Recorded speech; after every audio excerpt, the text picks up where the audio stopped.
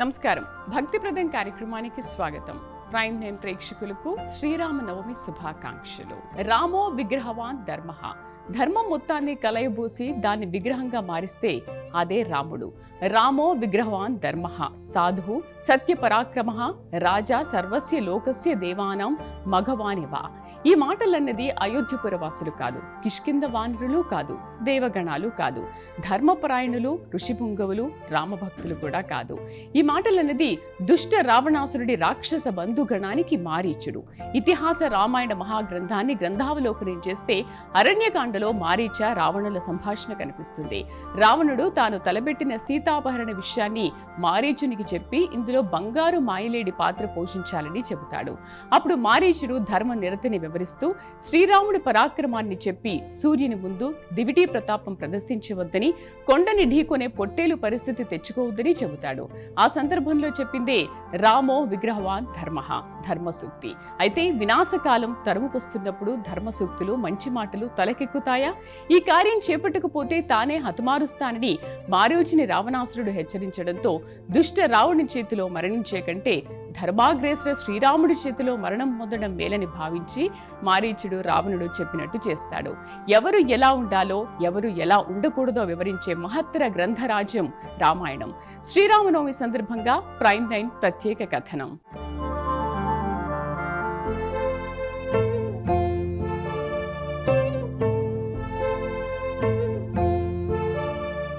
వెంకటేశ నమో దేవో న భూతో న భవిష్యతి. దైవాల్లో శ్రీ వెంకటేశ్వర స్వామికి సరిసమానం లేరు. ఆ వెంకటేశ్వరుడు ఎవరు? కౌసల్య సుప్రజ రామ. సుప్రభాతంలో త్రేతాయుగ రాముడే శ్రీ వెంకటేశ్వరుడు. దశావతారాల్లో శ్రీ మహావిష్ణువు దాల్చిన సప్తమ అవతారమే రామావతారం. అవతార కాలం అంతా ఏ మహిమలు మంత్రాలు చూపక సామాన్య మానవుడిగా మనుగడ సాగించిన మహనీయుడు శ్రీరామచంద్రుడు. కష్టాలు, బాధలు, పోరాటాలు, యుద్ధాలు ఇలా అన్నింటినీ ధర్మబద్ధంగానే ఎదుర్కొని సర్వాదర్శనీయ రామరాజ్య పాలన చేసిన మానవాగ్రగణ్య ధర్మమూర్తి అయోధ్యాపురాధీశుడు. తాను దేవుడు అని రాముడు ఎక్కడా చెప్పకపోయినా రాముని మించిన దేవుడు సృష్టిలోనే లేడనేది సర్వాతి సర్వసత్యం.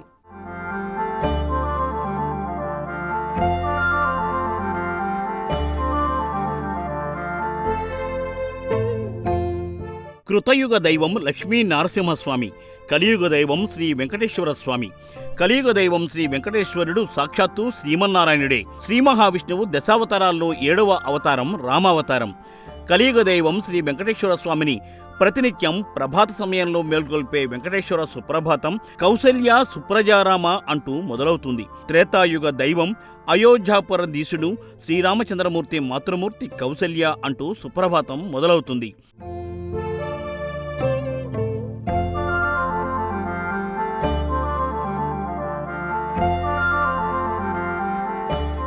ధర్మం 4 పాదాలపైన నడిచిన యుగం ఆదియుగంగా కీర్తి పొందింది. అయితే 3 పాదాలపై ధర్మం నడిచిన త్రేతాయుగంలో ధర్మదేవత స్వరూపుడిగా, ధర్మాగ్రగణ్యుడిగా, ధర్మాగ్రేసరమూర్తిగా శ్రీరామచంద్రమూర్తి కీర్తి ప్రతిష్టలు పొందారు.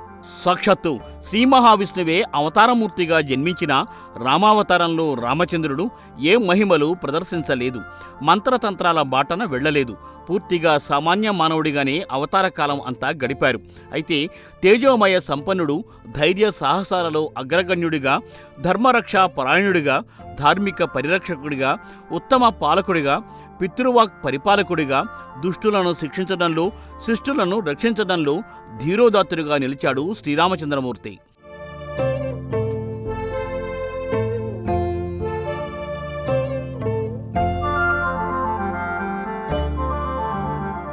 ధైర్యం, బలం, ఉత్సాహం, బుద్ధి, శక్తి, పరాక్రమాలు ఎక్కడ ఉంటే అక్కడ దైవం ఉంటాడని సుభాషితాలు చెబుతున్నాయి. మానవ రూపంలో ఉదయించిన శ్రీరాముడు ఈ 6 గుణాలనే కాకుండా ఎన్నో సుగుణాలతో సుగుణాభిరాముడిగా పేరు పొందాడు. ధర్మో రక్షతి రక్షితః. ధర్మాన్ని రక్షిస్తే ఆ ధర్మం మనలను రక్షిస్తుంది. అయితే ధర్మావతారంగా ధర్మరూపుడిగా జన్మించిన రాముడి కాలంలో అధర్మానికి చోటు ఎక్కడుంటుంది? పాడి పంటలు, పసిడి రాసులు సర్వ సుభిక్షంగా త్రేతాయుగ వైభవం కొనసాగింది. శ్రీరాముడి రాజ్యంలో ఎవరికి ఏ చిన్న ఆపద, కష్టం, సమస్య, బాధ వచ్చినా రామగంట మోగిస్తే వెంటనే ఆ వ్యక్తిని రామచంద్ర ప్రభు వద్దకు తీసుకువెళ్లేవారు భటులు. ఆఘ మేఘాల మీద ఆ గంట మోగించిన వ్యక్తి బాధలను రామచంద్ర ప్రభువు తీర్చేసేవారు. ఏది కోరినా ఇచ్చేసేవారు. అందుకే అయోధ్య రామరాజ్యం ధర్మరాజ్యంగా, సుభిక్ష రాజ్యంగా కీర్తి ప్రతిష్టలు గాంచింది.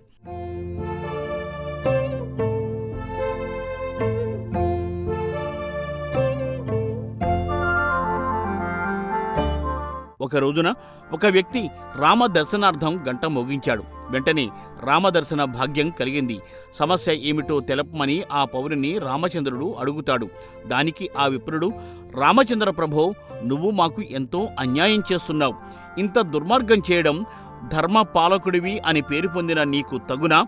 ఈ రాజ్యంలో ఉండమంటావా, రాజ్యం వీడి వెళ్ళిపోమంటావా అని చాలా నిష్ఠూరంగా ఆ పౌరుడు రామచంద్రునిపై నిందలు వేస్తాడు. ఏ చక్రవర్తి అయినా, పాలకుడైనా, ఏ రాజైనా అంత నిందాపూర్వక వ్యాఖ్యలు విని దండించకుండా ఉంటారా?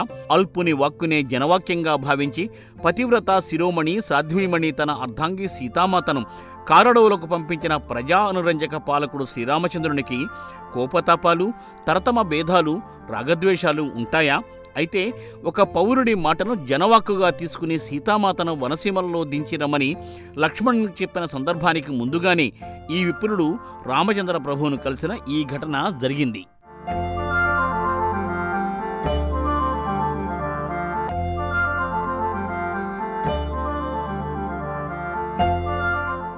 ఇంతకు ఆ విప్రునికి రాముడి వల్ల జరిగిన అన్యాయం ఏంటంటే, ఏ కరువు కాటకాలు లేక రామరాజ్యం ఎంతో సుభిక్షంగా ఉందని, ఈతి బాధలు లేవని, సుఖ సంతోషాలు ఆనందాలు తప్ప బాధలు భవసాగరాలు అనే మాటలే లేవని, రామరాజ్యంలో దానం చేసేవారు తప్ప దానం తీసుకునేవారే లేరని, అందరూ పాడి పంటలు పశు సంపదల్లో తేలియాడుతున్నారని, ఏ ఇంట చూసినా గోమాతలే దర్శనమిస్తున్నాయని ఆ విప్రుడు చెప్తాడు. అందరి ఇళ్ళు సుభిక్షంగా ఆనందంగా ఉంటే దానం ఇచ్చేవారే తప్ప పుచ్చుకునేవారే లేకుంటే తమకు పుణ్యఫలాలు ఎలా సంభవిస్తాయని, రామరాజ్యంలో దానం తీసుకునేవాడు, ఆకలితో బాధపడేవాడు, దాహార్తితో అల్లాడేవాడు ఎవరూ కనిపించడం లేదని, బాధలు తీర్చేవారు, దానాలు చేసేవారు, దాహార్తి తీర్చేవారు తప్ప దానాలు పట్టేవారే కనిపించడం లేదని ఆ విప్రుడు వాపోయాడు. అంత గొప్పగా రామరాజ్యం భాసిల్లడం వల్లే భూత భవిష్యత్ వర్తమాన ఏ కాలంలోనైనా ఎవరికైనా ఎక్కడైనా ఆదర్శప్రాయమైనది రామరాజ్యం. సుభిక్షంగా ఉన్న ఏ ప్రాంతాన్నైనా రామరాజ్యంలా ఉంది అని ఎవరైనా అంటూ ఉంటారు.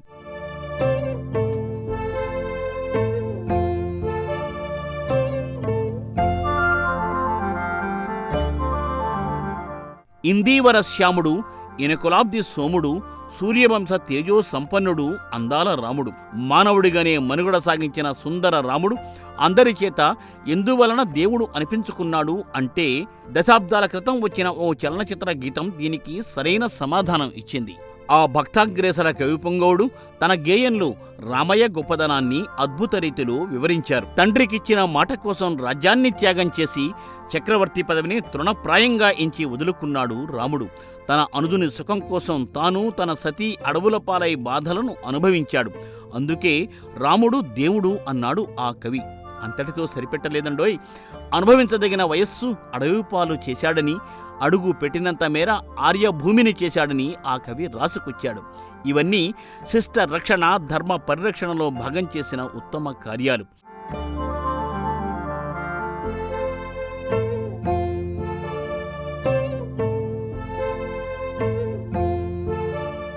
ధర్మపత్నిని చెరబాపగా ధనుజుని దునుమాడెను అంటే పరమ పావని సాధ్వీమణి తన ధర్మపత్ని సీతామాతను రాక్షసరాజు రావణుడు చెరపడితే ఆ రాక్షస చక్రవర్తితో పాటుగా యావత్ లంకా సామ్రాజ్యాన్ని నేలమట్టం చేశాడని ఆ కవి తెలియచేశాడు.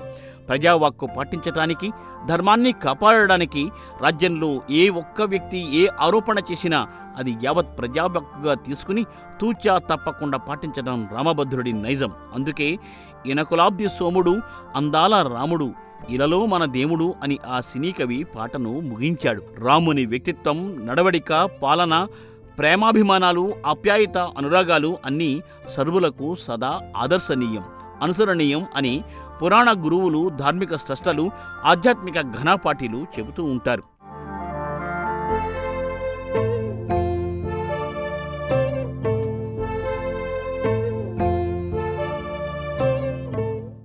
శ్రీరాముడంటే ధర్మానికి నిలువెత్తు నిదర్శనం.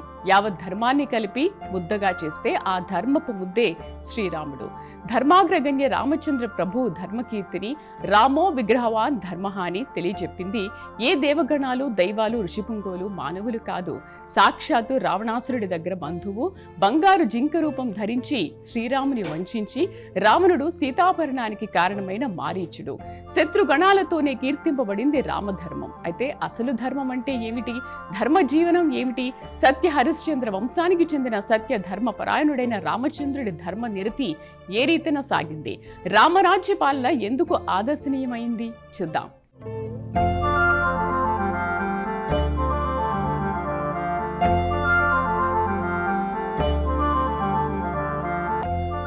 త్రిశంకు స్వర్గం సృష్టించిన విశ్వామిత్రుడు రాజర్షి, బ్రహ్మర్షి. గాయత్రీ మంత్రాన్ని వెల్లడించిన మహర్షి.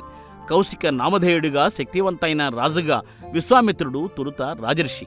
వశిష్ఠునితో ఒక సందర్భంలో రాజర్షి బ్రహ్మర్షిపై వాగ్వాదం చోటు చేసుకోగా బ్రహ్మర్షిగా మారడానికి తపోదీక్ష చేపట్టాడు. తొలుత మేనక తదితర అప్సరసలు తపోభంగం చేయడం, త్రిశంకుని కోసం స్వర్గం నిర్మించడం తదితర అవాంతరాలు వచ్చినా చివరకు తన కోపమే తనకు శత్రువు అని గ్రహించి ఆ కోపాన్ని త్యజించి ఏ వశిష్ఠమునితో దూషణలను ఎదుర్కొన్నాడో ఆ ఋషితోనే బ్రహ్మర్షి అనిపించుకున్నాడు.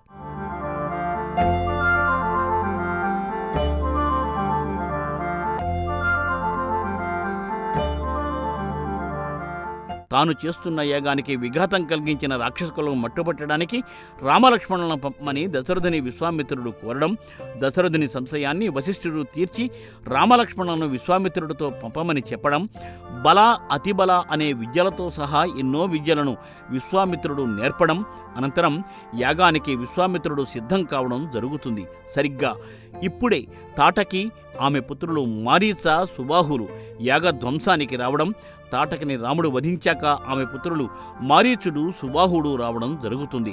రామబాణంతో సుబాహుడు మరణించగా మారీచుడు రామబాణం దెబ్బకు గిలగలలాడుతూ బహుదూరం పారిపోతాడు. అప్పుడే రాముడి గొప్పదనం, రాముడి మంచితనం, రాముడి ధర్మనిరతి అన్నీ మారీచుడు తెలుసుకుంటారు.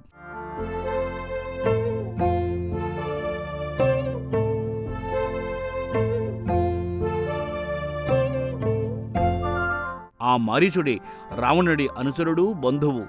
శూర్పణఖ చెప్పుడు తప్పుడు మాటలు విని రావణాసురుడు సీతామాతను అపహరించడానికి సిద్ధం అవుతాడు. ఇందులో భాగంగా మారీచుని బంగారు జింకగా మారి సీతామాత దానిని కోరేలా చేసి రాముని దాని వెంట పరుగులు తీసేలాగా సీతామాతను తాను మాయారూపంతో అపహరించేలా ప్రణాళిక వేసి దానిని మారీచునికి తెలిపి బంగారు లేడి అవతారం దాల్చమని మారీచునికి ఆదేశిస్తాడు.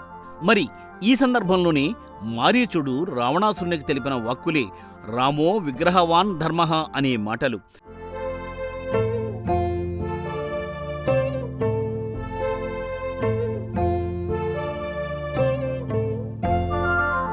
ధర్మం ఏదో దానినే వేదం చెబుతుంది. కొందరు పెద్దలు చతుర్వేదాల గొప్పదనాన్ని వివరించి పంచమ వేదంగా మహాభారతాన్ని చెబుతారు. అయితే అసలు వేదం అంటేనే వాల్మీకి రచించిన రామాయణమని, వేదవేద్యుడు శ్రీరామచంద్ర ప్రభువే అని కొందరు పురాణ పెద్దలు చెబుతూ ఉంటారు. పరమాత్ముడైన రాముడు మానవ రూపం దాల్చి మానవులు ఎలా మెలగాలో చూపించాడని, మనిషి బాధ్యతలైన దేవ, పితృ, ఋషి రుణాలు తీర్చడం ఎలాగో ఆచరించి చూపాడని ధార్మిక సంస్థలు తమ బోధనల్లో తెలియచేస్తారు.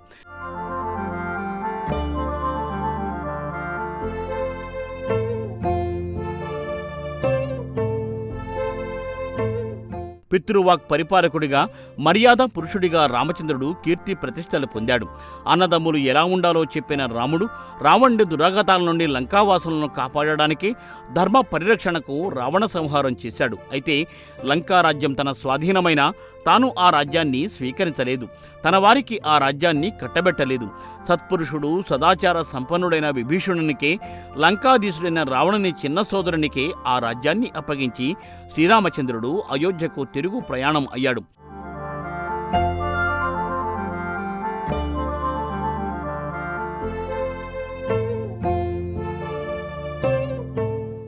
అయోధ్యకు రాముడు తిరుగు ప్రయాణమైన రోజు చైత్ర శుద్ధ పాడ్యమి, అదే ఉగాది. ఉగాది నుండి సరిగ్గా 9 రోజులు శ్రీరామనవమి వరకు జరిగే ఉత్సవాలనే చైత్రోత్సవాలు అంటారు. ఇవే వసంతోత్సవాలుగా కూడా పేరుగాంచాయి. శ్రీరామచంద్రుడు అంతగా ఆచరించిన ఆ ధర్మం విశిష్టత ఏమిటి?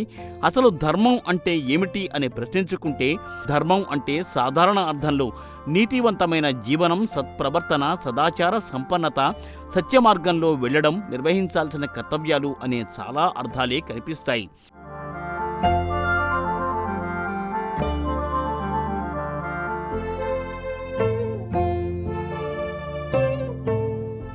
జీవితం సక్రమంగా, న్యాయంగా, ఉత్తమ రీతిలో సాగడానికి పాటించాల్సిన నియమాలనే మన పెద్దలు ధర్మంగా చెప్పారు. ఈ ధర్మాచరణలో అగ్రగణ్యుడిగా ఉన్నందునే రాముడిని పోతపోసిన ధర్మ విగ్రహం అని మారీచుడు అభివర్ణించాడు.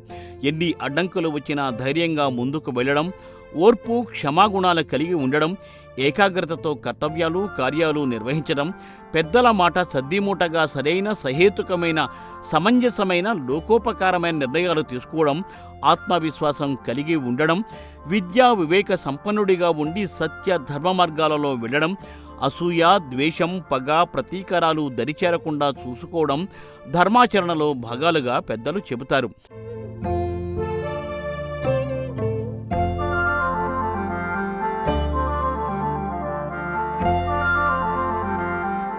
సత్యహరిచంద్రుడితో అబద్ధం ఆడించి ఆ ఉత్తమ చక్రవర్తిని సత్యానికి దూరం చేయడానికి విశ్వామిత్రుడు విశ్వప్రయత్నం చేస్తాడు. తన శిష్యుడు నక్షత్రకునితో హరిశ్చంద్రుడు, అతని భార్య చంద్రమతి, కుమారుడు లోహితాసురుణ్ణి ఎన్నో రీతుల్లో బాధలకు గురిచేసేలా చేస్తాడు. అయితే ఎన్ని బాధలకు గురిచేసినా హరిశ్చంద్ర కుటుంబం ఒక్క అబద్ధం సైతం ఆడకుండా సత్యం బాటలోనే వెళతారు. అంతిమ విజయం సత్యానిదే అని నిరూపిస్తారు.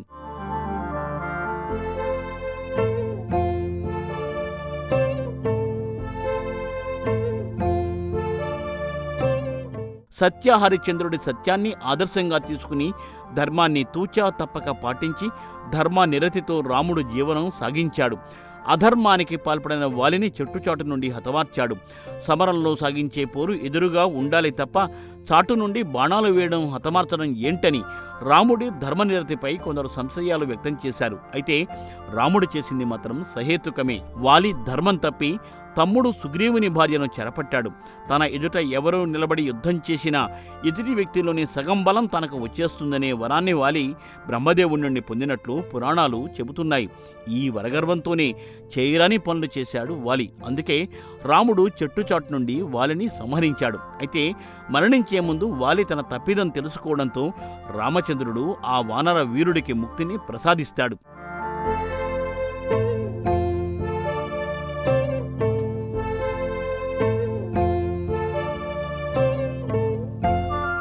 ఇక శ్రీరామచంద్రుడు హనుమంతుని అనుబంధం చూస్తే భగవద్భక్త అనుబంధం, స్వామి భక్తి, సేవానిరతి ఎన్నో మనకు కనిపిస్తాయి. శ్రీరామునికి నమ్మిన బంటు హనుమంతుడు. హనుమంతుని సేవా తత్పరత ఎంత గొప్పది అంటే సంజీవని పర్వతాన్ని పికిలించిన శక్తి, రామరావణ యుద్ధరచన చేసిన యుక్తి, ఎందరో రాక్షసగణాలను చిటికలో మట్టుపెట్టగల సామర్థ్యం ఇవన్నీ ఉన్నా తాను ఏనాడు ఏ గొప్ప పదవికి అర్హులు చాచలేదు. రాముడికి సేవకుడిగానే ఉన్నాడు, సుగ్రీవుడికి మంత్రిగా ఉన్నాడు తప్ప కీర్తి పదవులు కాంక్షించలేదు. సముద్రాన్ని లఘించి లంకకు వెళ్లి సీతాన్వేషణ సాగించడంలో సైతం హనుమంతుడే ఆద్యుడిగా నిలిచాడు. అంతటి గొప్పగా రామ పాదారవింద సేవలో సదా తరించే సద్గుణ సంపన్నుడు కాబట్టే హనుమంతుడు భక్తుడిగా ఉండి భగవంతునితో సమానంగా పూజలు అందుకుంటూ ఉన్నాడు. రామాలయాల్లోనూ ఆంజనేయ స్వామి ఉంటాడు. విడిగా గుళ్లలోనూ హనుమంతుడి విగ్రహాలు ఉంటాయి. వీధులలో, నడిబొడ్డున, రోడ్డు కూడలలో ఇందు అందు అని కాక ఎందైనా హనుమాన్ దర్శనం మనకు కలుగుతూ ఉంటుంది.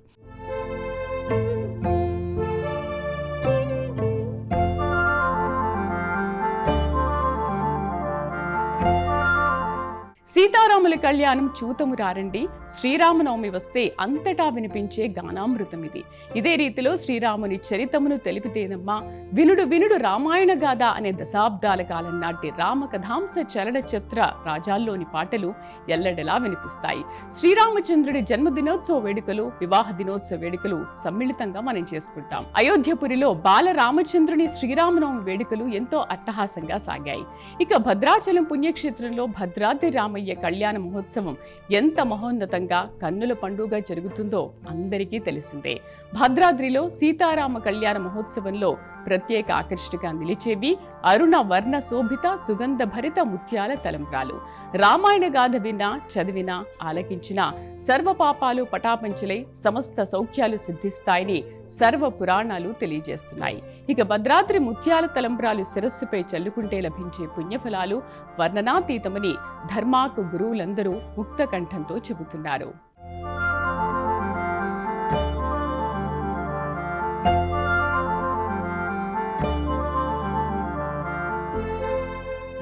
సీతారామ కళ్యాణం శ్రీరామనవమికి వాడవాడలా వేడుకగా జరిగే అపూర్వ ఘట్టం. శ్రీరాముడి జన్మదిన వేడుకలు, సీతారాముల కళ్యాణ వేడుకలు ఈ పర్వదినం నాడు నిర్వహిస్తారు. శ్రీరామనవమి వచ్చిందంటే చలువ పందిళ్ళు, వడపప్పు, పానకం, విసనకర్రలు, కళ్యాణ మహోత్సవం, ముత్యాల తలంబ్రాలు అన్నీ వరుసగా దర్శనమిస్తాయి.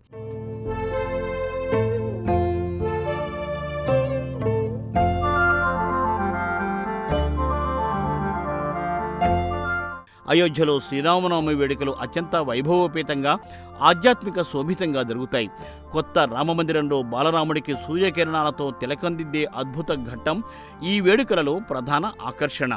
లక్షలాది మంది భక్తులు సరయూ నదిలో స్నానం ఆచరించి రామ్లల్లాను దర్శించుకుంటారు. శ్రీరామనవమి రోజున మధ్యాహ్నం సరిగ్గా 12 గంటలకు సూర్యకిరణాలు గర్భగుడిలోని బాలరాముడి నుదుటిపై పడేలా శాస్త్రీయ సాంకేతికతతో ఈ అద్భుతాన్ని ఆవిష్కరిస్తారు. ఈ సూర్య తిలక వేడుకలు చూసి జనం పులకరించిపోతారు.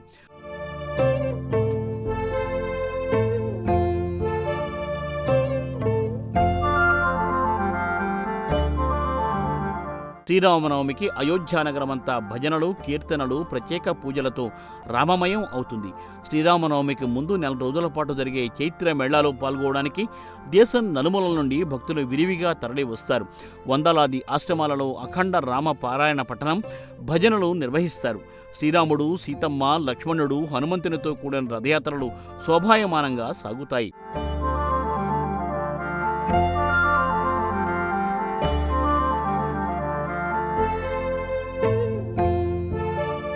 భద్రాచల పుణ్యక్షేత్రంలో భద్రాద్రి రామయ్య కళ్యాణ మహోత్సవం కన్నుల పండుగగా సాగుతుంది. భద్రాద్రిలో సీతారామ కళ్యాణ మహోత్సవంలో ప్రత్యేక ఆకర్షణగా నిలిచేవి అరుణవర్ణ శోభిత సుగంధభరిత ముత్యాల తలంబ్రాలు. రామాయణ గాథ విన్నా, చదివినా, ఆలకించినా సర్వ పాపాలు పటాపంచలై సమస్త సౌఖ్యాలు సిద్ధిస్తాయని సర్వ పురాణాలు తెలియచేస్తున్నాయి. ఇక భద్రాద్రి ముత్యాల తలంబ్రాలు శిరస్సుపై చల్లుకుంటే లభించే పుణ్యఫలాలు వర్ణనాతీతమని ధార్మిక గురువులందరూ ముక్తకంఠంతో చెబుతున్నారు.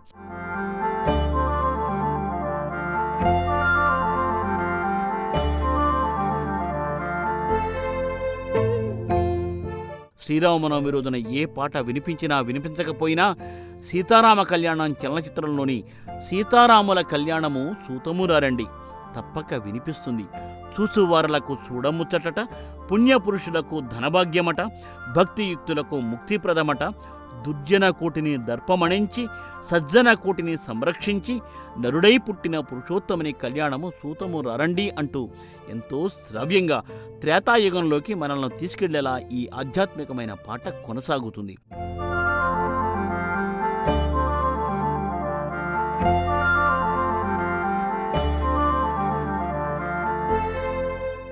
పాడితే రామయ్య పాటనే పాడాలి, వేడితే ఆ అయ్యనే వేడుకోవాలి. అన్నలందరూ రామన్నలైతే, తమ్ముళ్ళందరూ లక్ష్మణులైతే, వదినలందరూ సీతమ్మలైతే, బంటులందరూ ఆంజనేయులైతే కలియుగం త్రేతాయుగమవుతుందని మరో సినీ కవి పాట రాసేశారు కూడా. వినుడు వినుడు రామాయణ గాథ, శ్రీరాముని చరితము తెలిపెదమమ్మ అంటూ లవకుశ గాన వైభవం మనకు శ్రీరామనవమి సెలవు పందిళ్లలో, ఆలయాల్లో వినిపిస్తూ ఉంటుంది, కనిపిస్తూ ఉంటుంది.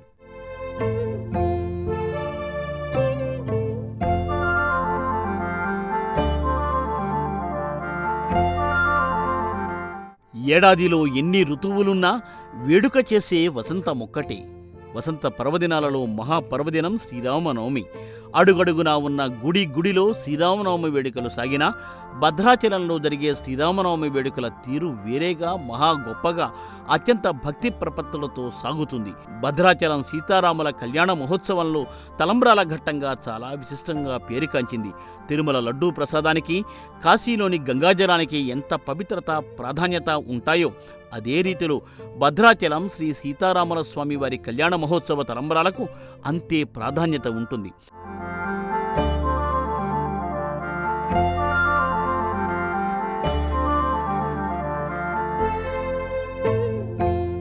సాధారణంగా తలంబ్రాలు అంటే పసుపు రంగు గుర్తుకు వస్తూ ఉంటుంది మనకి. వీటినే మనం అక్షంతలు అంటాం. అయితే భద్రాచలం రామయ్య కళ్యాణ తలంబ్రాలు మాత్రం గులాబీ రంగులో దర్శనమివ్వడం విశేషం. ఈ తలంబ్రాలు ఇంట్లో ఉంటే సకల శుభాలు, సౌఖ్యాలు కలుగుతాయని భక్తుల ప్రగాఢ విశ్వాసం. పరిమళ సుగంధ ద్రవ్యాలు, గులాల్, అత్తరు, పసుపు, కుంకుమ వంటి పదార్థాలను బియ్యంలో కలిపి ప్రత్యేకమైన పద్ధతిలో ఈ తలంబ్రాలను తయారు చేస్తారు.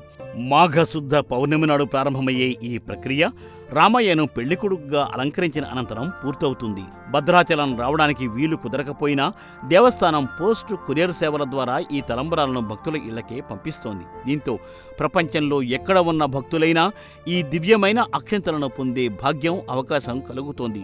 పూజల్లో, మంత్రాల్లో, ఆరాధనల్లో కాలానుగుణంగా ఎన్ని మార్పులు వస్తున్నా భద్రాచలం రామయ్య కళ్యాణ వైభవం మాత్రం యథాతథంగా, వైభవోపేతంగా అలాగే కొనసాగుతూనే ఉంటోంది.